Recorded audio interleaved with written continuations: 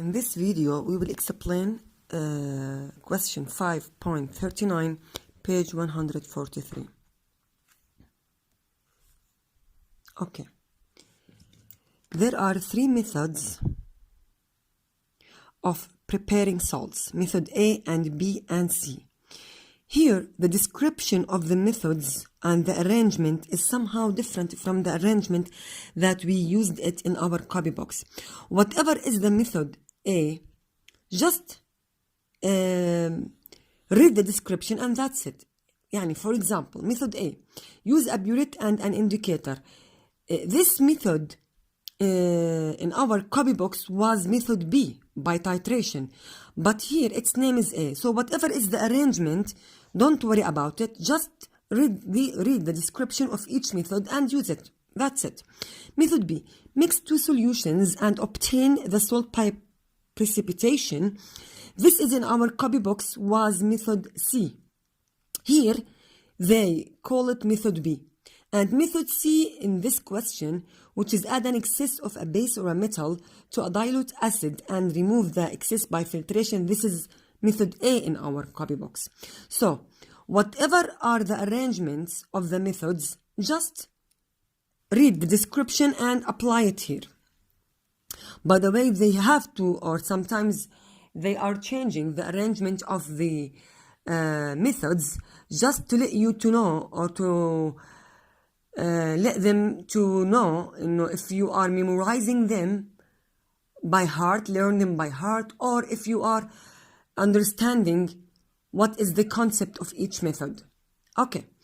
هلا A okay. Well, like a soluble salt of zinc sulfate from the insoluble base, zinc oxide. He said insoluble base. When he said insoluble base, so I have used an acid. So this is an acid-base reaction. So the method that is talking about the precipitation is wrong. So from now, method B is wrong. Type. Still we have two choices, A or C. A is talking about a burette and an indicator, which means that we need a soluble acid, or acid is already soluble or aqueous. I mean, we need a soluble base.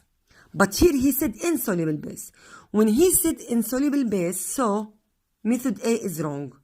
So the only choice is method C. And this is the answer, method C. Okay. Here he said, what is the reagent? Reagent means reactant. We wrote in one of the lessons that reagent means reactant. What is the reagent? Here we use two reactants or two reagents. One of them is written, which is zinc oxide, and the other one, you have to know it. How can I guess what is the other reagent? Of course, it's an acid, because this is an acid-base reaction according to method C that we choose. You add an excess acid or a base to an acid. So it's an acid. But what is the name of this acid?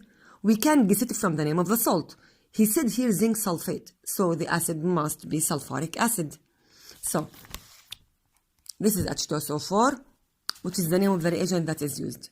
Now what is the word equation? Sulfuric acid plus zinc oxide gives zinc sulfate plus water. And that's it. This is about part A. Now, part B. The soluble salt, potassium chloride, from the soluble base, potassium hydroxide. So, he wants to prepare a salt called potassium chloride from a soluble base. When he said a soluble base, so the method that is talking about precipitation is wrong. The method that is talking about insoluble base, which is method C, is also wrong. So the only logical method here is method A. So this is a titration process. What is the method? Method A. What is the reagent or the reactant? The first reagent, which is the name of the base, which is potassium hydroxide. And the second one must be guessed from the name of the salt.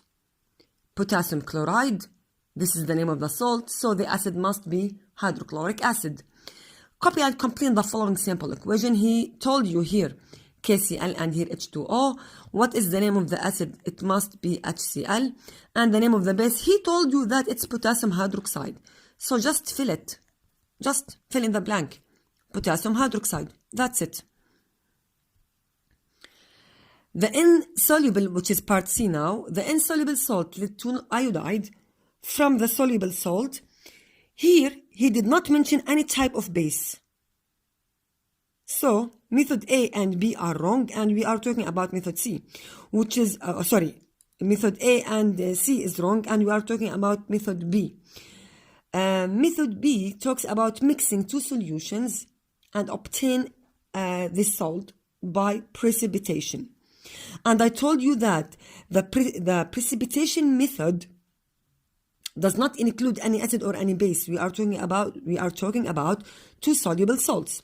One of the salts here is lead nitrate. You must guess the other salt and choose the method. The method is B, as we said before, and you have to guess what is the name of the salt here. I can guess it from the name of the product, the precipitate. He said that the product is insoluble salt, which is the precipitate, which is lead to iodide.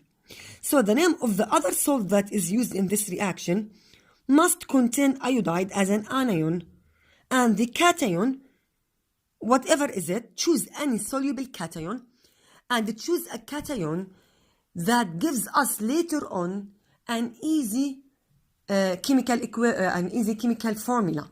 So I prefer to use a cation from group number 1, like potassium or sodium or lithium, because according to the solubility rules, all the salts that are coming or formed between group number 1 and group number 7 are soluble. So the salts that are formed from group number 7 and 1 are soluble. So potassium salts, sodium salts, lithium salts, all of them are soluble. So here we choose potassium iodide. You can choose also sodium iodide, whatever. What about ionic equation? They solve this question at the end of your book. Some students wrote the ionic equation only without telling me what are the steps. There is no anyone from grade 9 can write the final ionic equation directly without writing the the sample equation, then the ionic, then the net ionic. So you must write the 3 types of equations.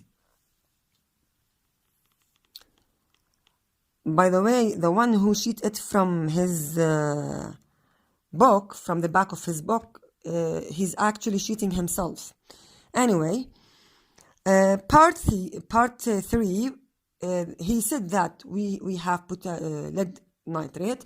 This is the formula of lead nitrate, and the name of the reagent, we said here it's potassium iodide or sodium iodide. It's up to you. Here I choose potassium iodide. Double displacement gives us potassium nitrate and lead iodide as a solid precipitate. Ionize the equation to be PP positive 2 within NO3 minus 1. 2 moles of them. Why 2 moles of these molecules? Because here we have 2. 2 means here 2 moles. Then ionize this to be 2K and 2I to give us a precipitate. Don't ionize the precipitate as we said. And then KNO3, K positive and NO3 negative. And here don't ionize the solid precipitate. The spectator ions that enters and leaves the reaction as they are without any changing, 2NO3AQ, 2NO3AQ, cross them, 2K positive, 2K positive, cross them. So the final equation is PP positive 2 plus 2I minus gives PPI2.